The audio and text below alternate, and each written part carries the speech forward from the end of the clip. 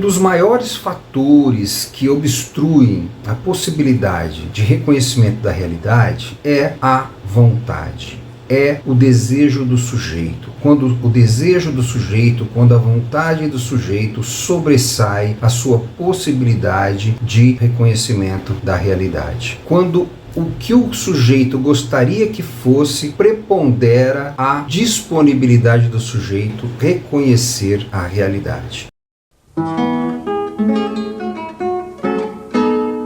Dentro da clínica também existe esta obstrução. O desejo do analista obstrui a possibilidade do acordo que se pode estabelecer com a realidade. Quando eu falo de um acordo com a realidade, eu estou falando aqui da possibilidade de estar num vínculo real com o analisando, com o paciente. O analista deseja alguma coisa e este desejo turva a possibilidade do estabelecimento e da manutenção do vínculo saudável com o paciente. Não só dentro da clínica. Em qualquer vínculo, o desejo do sujeito turva, polui o vínculo sincero que possa ser estabelecido entre as partes.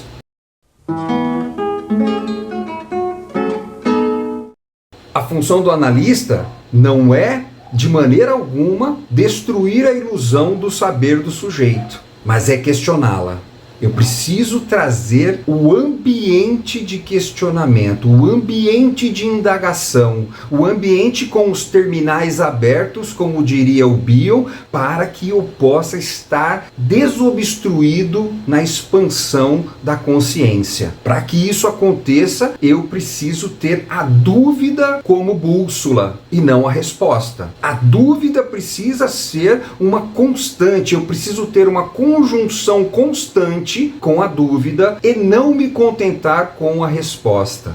Quando eu me contento com a resposta, morreu a experiência. Saturou-se a pesquisa.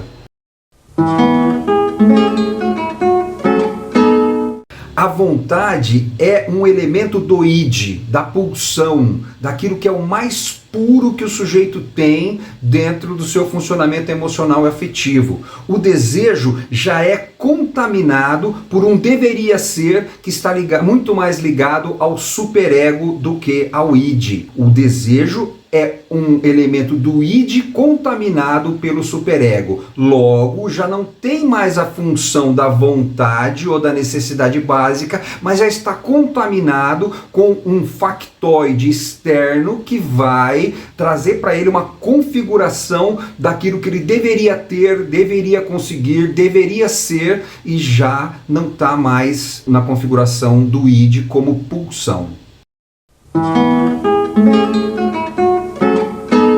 A vontade é do sujeito, é sempre do sujeito. Ninguém tem vontade pelo outro. Agora o desejo é sempre do outro. O sujeito que deseja porque o outro desejou por ele. Eu desejo alguma coisa para que o outro me deseje. Eu desejo alguma coisa porque se eu conseguir esta coisa, eu conseguirei ser desejado pelo outro. A vontade é básica. A vontade é necessidade básica. É meu. É algo que eu preciso. O desejo é alguma coisa que foi contaminado pela influência do outro.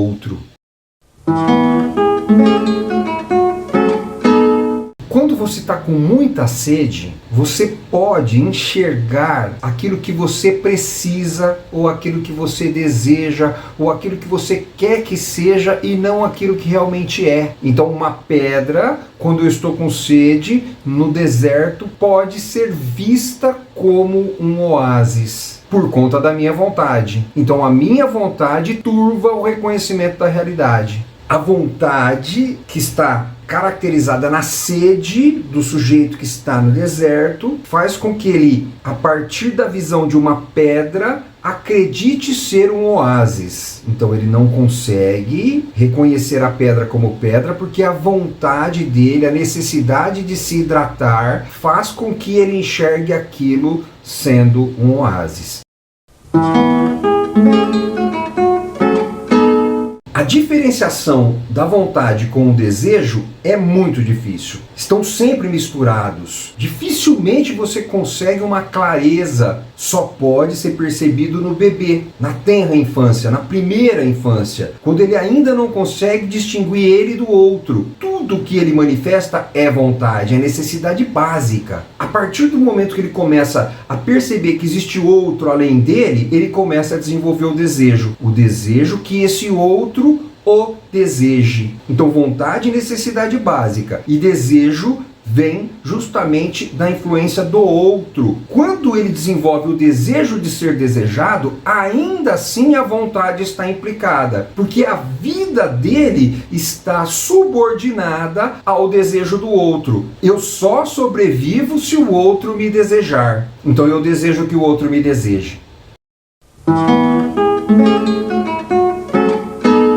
Importa o que você precisa, o que é necessário. Se você estiver suprindo aquilo que é necessidade, que aí a gente não vai chamar de desejo, vai chamar de vontade, quando isso tudo estiver suprido de uma maneira bem sucedida, todos os desejos vão se rebaixar automaticamente. Você passa a conseguir renunciar dos desejos porque você vai percebendo que esses desejos não tinham importância, porque na realidade eles estavam servindo como um substituto de uma vontade que não pôde ser suprida no seu tempo. Quando o sujeito começa a suprir as suas necessidades, aquilo que ele precisa, ele passa a ser capaz de renunciar dos desejos. Cada desejo é uma tentativa de substituir o suprimento de uma vontade que não pôde ser suprida no seu tempo adequado. Quando o sujeito, por exemplo, não pôde suprir uma vontade básica, ele desenvolve um desejo. Ele passa a eleger um objeto substitutivo que vai chamar desejo, objeto de desejo. Aí ele consegue todos esses bens, ele consegue juntar dinheiro, ele consegue um carrão e ele começa a perceber que isso não adianta nada. Por isso, o desejo é uma cilada. O desejo nunca é satisfeito. Por mais que você satisfaça o seu desejo, o cerne, aquilo que gera o desejo, é a vontade não satisfeita no tempo adequado e de forma adequada. Saber o que faltou originalmente é irrelevante. Não importa o que faltou, porque o que faltou, faltou lá atrás, não tem mais como suprir. Hoje ele pode estabelecer vínculos afetivos saudáveis que possam trazer para ele não aquilo que faltou, mas uma possibilidade de reparação emocional e afetiva que possa trazer para ele um bom funcionamento nesse nível. O estabelecimento de vínculos saudáveis, de vínculos bem-sucedidos, vai trazer para ele a possibilidade de reparação do funcionamento.